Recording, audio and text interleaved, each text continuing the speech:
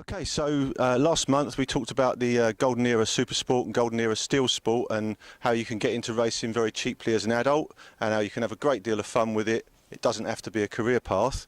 Now we're looking at the other end of the scale and the kids that are actually going to be stars in the future. You know, the people that are going to go to GPs, Cal Crutchlow, Casey Stoner, people like that. They all started in youth series of one kind or another. Those riders started in the Aprilia Superteen Championship.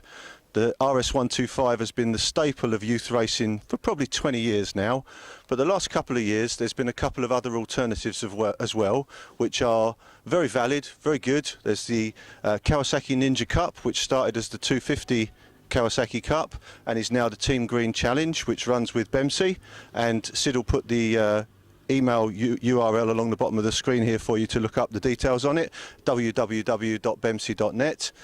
Obviously Aprilia Superteen Challenge is apriliachallenge.net, and now the 450R, which is the restricted version of the 450 GP bike, which is also available for 13-year-olds to ride.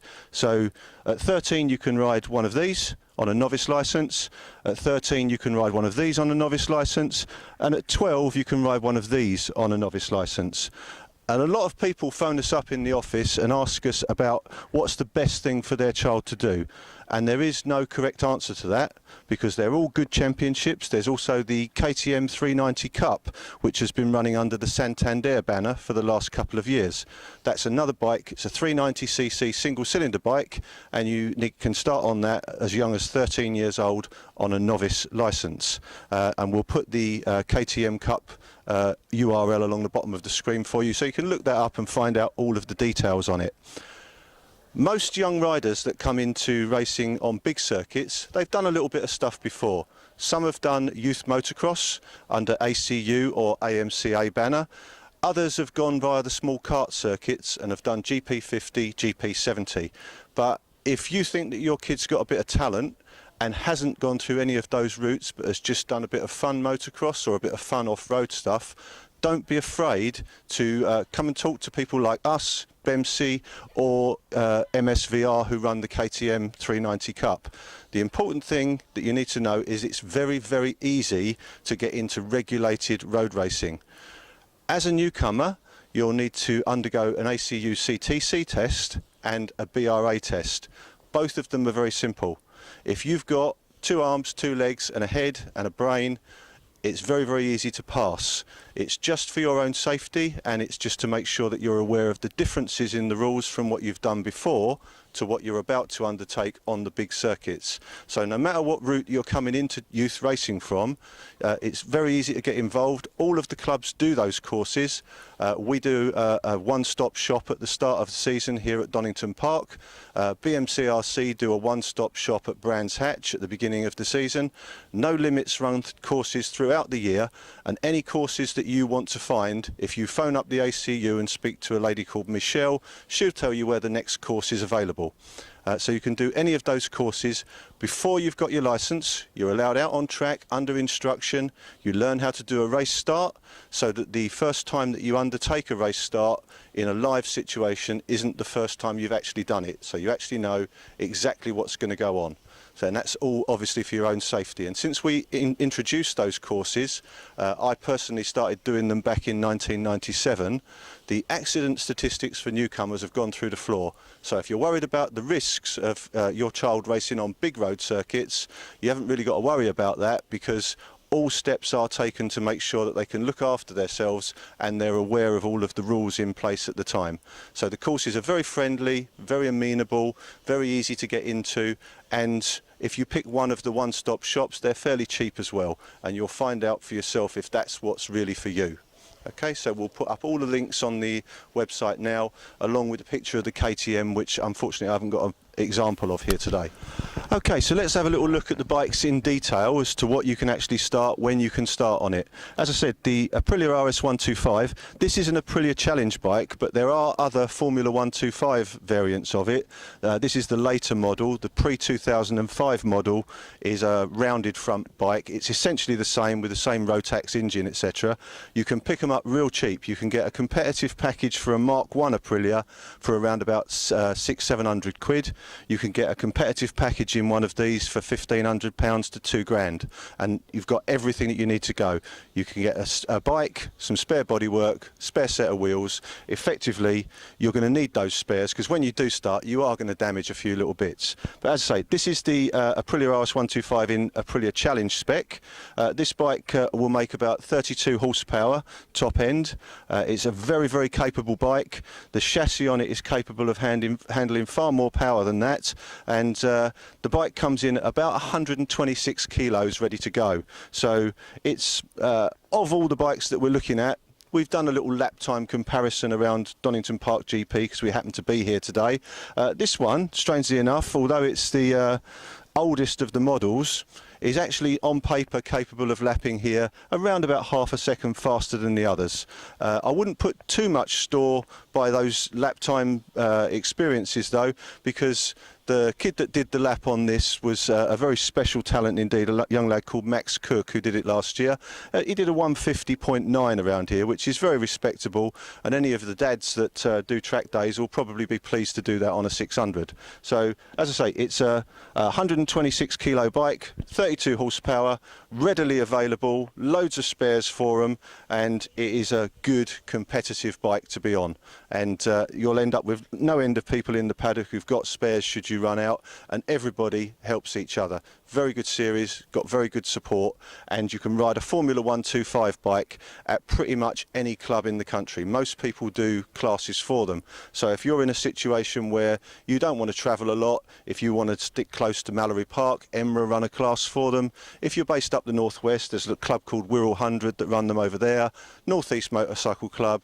Pretty much everybody will cater for one of these, so there's lots and lots of opportunities to get out on the track with one.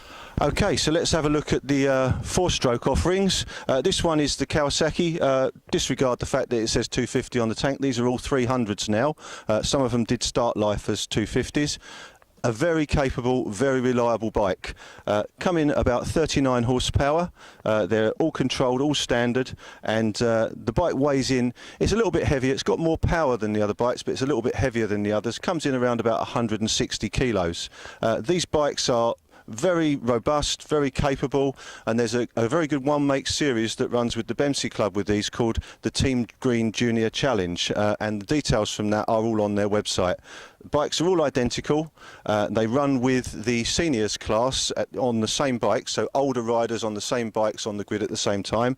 And this championship, although it hasn't been running as long as the Aprilia Superteens, and therefore you might think that it hasn't created as many talented riders, there are talented riders coming through on this class. The two leading protagonists this year are the guy who owns this bike, Elliot Pinson, and another young lad called Luke Hopkins, who are turning in some really, really respectable times on these bikes. And the thing with the four strokes that is not necessarily true of the two strokes is they're pretty much bulletproof. You're not really going to have to lay a spanner on this unless you've dropped it. So, you know, it's a robust bike, very, very reliable, and are very, very equal competitively. And again, the fact that there is a Team Green Junior Challenge specifically for this bike doesn't mean that you can't ride them elsewhere, because technically the bike is eligible for Formula 400 races, and every club runs one. You're not going to run at the front of a Formula 400 race with one of these, but what it's important to get for the youngsters when they're first learning is track time. And if you can get them track time and safe track time, then they'll learn exponentially quick. So the bike can be ridden pretty much anywhere, but as I say, there is a specific championship for it, and that's available on the URL that we put on the screen earlier on. And we will do a little screenshot of all of those at the end. This bike, technically round here, is the slowest of the three bikes that we've got here today. But at other circuits, the boot is on the other foot, so you could go to Alton Park and this bike would be the quickest of the bunch. If you went to somewhere like Brands Indy, the RRV 450R would be the quickest of the bunch. But they all lap.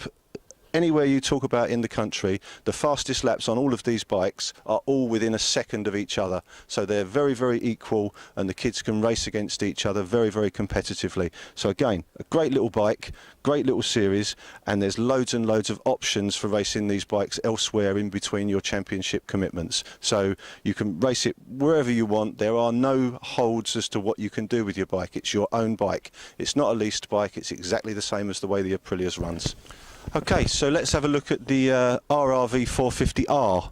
There is no physical difference between this bike and an RRV 450 GP. The bike has just been restricted to be eligible for junior racing.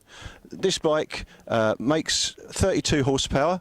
It's the least powerful of the bunch that we're looking at, but it's also the lightest of all the bikes that we're looking at, which means it's very, very capable.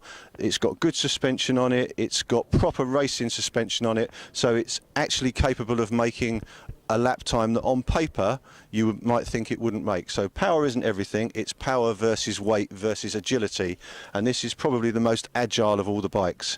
Comes in at 125 kilos, slightly less if you want to run it low on fuel. Horsepower, as I say, is capped at 32 horsepower, runs on Dunlop control tyres, and it's got lightweight wheels on it, which makes it a very, very easy bike to turn. It's very, very flickable, and the place that this bike wins over the others is on change of direction. So if you've got a pretty twisty track like Cadwell Park, this is the bike to have. And as I say, all of the bikes are suitable at different venues, and they've all got a slight edge, which makes it quite a intoxicating idea to put them all into one race together, because the kids will learn off of each other. If you put this bike, pit it against a KTM, pit it against a Aprilia Superteen bike and against a Kawasaki, the kids will learn off of each other, because we teach them, other than the basics, as I said earlier on, from doing the CTC courses and the basic rider assessments, the kids actually learn from each other. We might all puff our chests out and say, well, I taught that kid everything he knew. No, you didn't. What taught that kid everything he knew is racing with all the other kids on the grid at the same time. They learn off of each other really, really fast, and in a way that we can't teach them. This particular bike, as I say, it's restricted to 32 horsepower. You can see it's got a couple of battle scars on it. This is real life. This isn't a setup. This is exactly as the bike finished the day today. Still all good, still good to go. This one belongs to Rhys Irwin, whose older brother actually rides an unrestricted version of this, which is the final point with this bike, is running in 32 horsepower format, the engine is under very, very low stress. When the rider gets a national licence and attains the age of 14, it's a very, very simple job for them to take it to IN competition and for the bike to be de-restricted and then run as a 64 horsepower bike in with the GP2 and Supertwins. So I would say the edge that this bike has probably got is the fact that it can take you further into your career, because you can run it as a 13-year-old in restricted form. Once you attain your national licence at 14, you can run it as an unrestricted bike, a 64 horsepower bike, and you can run that from the age of 14 on a national licence, and you're then in with another progression of learning, and that next step teaches you a little bit more about throttle control, having a bit more power on tap. And pretty much all of the riders that have come into the Superstock British Championship have all come through this route. They learn to ride a four-stroke on the 450, and as soon as they transfer to the 600, that skill set translates exactly with them, and they find it a much, much easier transition to come from this to a 600. And that is the route that most young British riders are taking. So RRV 450R, it's 32 horsepower, 125 kilos. The RS125 Aprilia, that's 126 kilos, 34 horsepower. The KTM 390 is a single cylinder 390, and that is actually a 373cc bike, but it's designated a 390. That makes 37 horsepower and it's 147 kilos.